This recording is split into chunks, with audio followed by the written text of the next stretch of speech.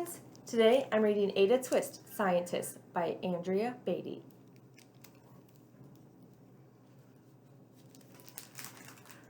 Ada Marie, said not a word till the day she turned 3. She bounced in her crib and looked all around, observing the world but not making a sound. She learned how to climb and made her big break with a trail of chaos left in her wake. She ran through the day, chasing each sound in sight, and didn't slow down till she conked out at night.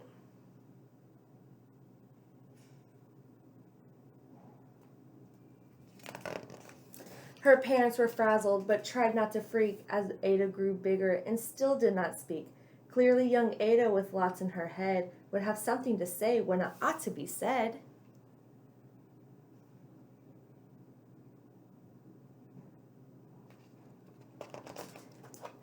That's just what happened when Ada turned 3. She tore through the house on a fact-finding spree and climbed up the clock just as high as she could. Her parents yelled stop, as all good parents would. Ada's chin quivered, but she did not cry. She took a deep breath and simply asked why.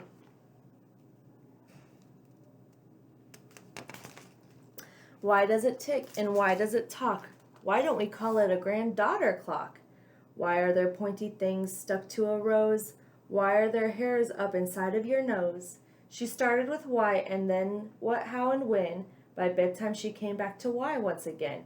She drifted to sleep as her dazed parents smiled at the curious thoughts of their curious child who wanted to know what the world was about. They kissed her and whispered, "You'll figure it out."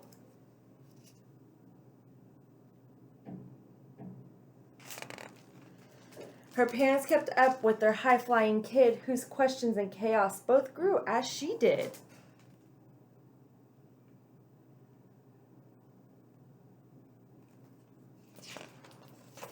Even Miss Greer found her hands were quite full when young Ada's chaos wreaked havoc at school. But this much was clear about Miss Ada Twist: she had all the traits of a great scientist.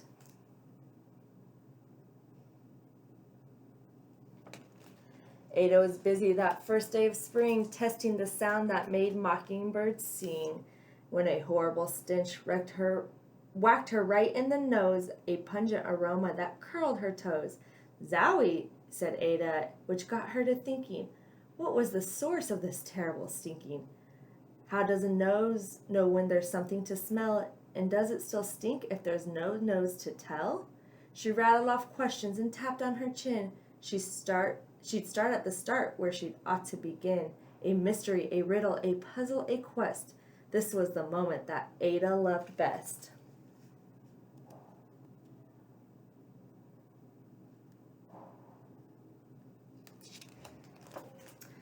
Ada did research to learn all she could of smelling and smells, both stinky and good. One hypothesis Ada thought could be true: the terrible stink came from Dad's cabbage stew.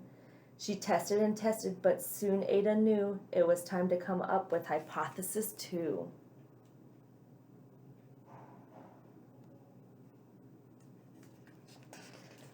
Then zowie, the stink struck again, just like that. Hypothesis 2, it's caused by a cat. The cat couldn't make much stink on its own. It needed perfume and some fancy cologne. So young Ada tested. The test was a flop. She started again, but her parents yelled, "Stop!"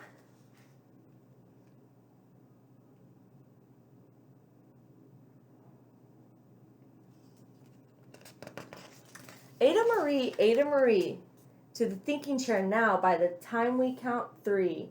"Enough," said her mother. "That's it," said her dad. Her parents were frustrated, frazzled, and mad. "Why?" Ada questioned. Her mother said no. "What?" Ada queried. Her father said go. "You ruined our supper. You made the cat stink. Enough with your questions. Now go. Now sit there and think." She looked at her parents. Her heart turned to goo. Poor Ada Twist didn't know what to do.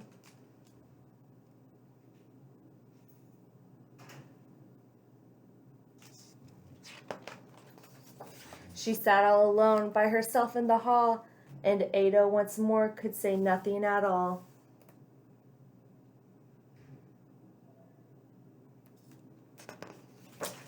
So Ada sat, and she sat, and she sat, and she thought about science and Stu and the cat. and how her experiments made such a big mess. Does it have to be so? Is that part of success? Our mess is a problem. And while she was thinking, what was the source of that terrible stinking? Ada Marie did what scientists do. She asked a small question, and then she asked two, and each of those led her to 3 questions more, and some of those questions resulted in 4. So Ada got thinking. She really dug in. She scribbled her questions and tapped on her chin. She started at why, and then what, how, and when. At the end of the hall, she reached why once again.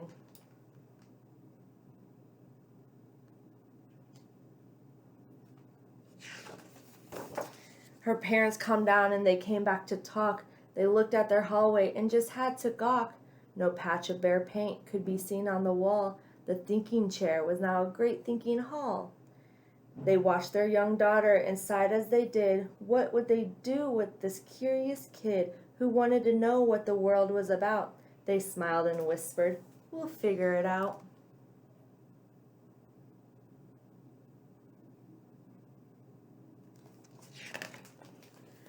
And that's what they did, because that's what you do when your kid has a passion and a heart that is true. They remade their world. Now they're all in the act of helping young Ada sort fiction from fact. She asked lots of questions. How could she resist? It's all in the heart of a young scientist.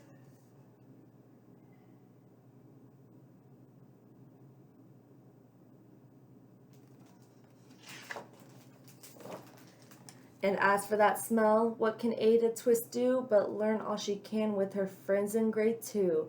Will they discover the stink that curls toes? Well, that is a question, and someday, who knows?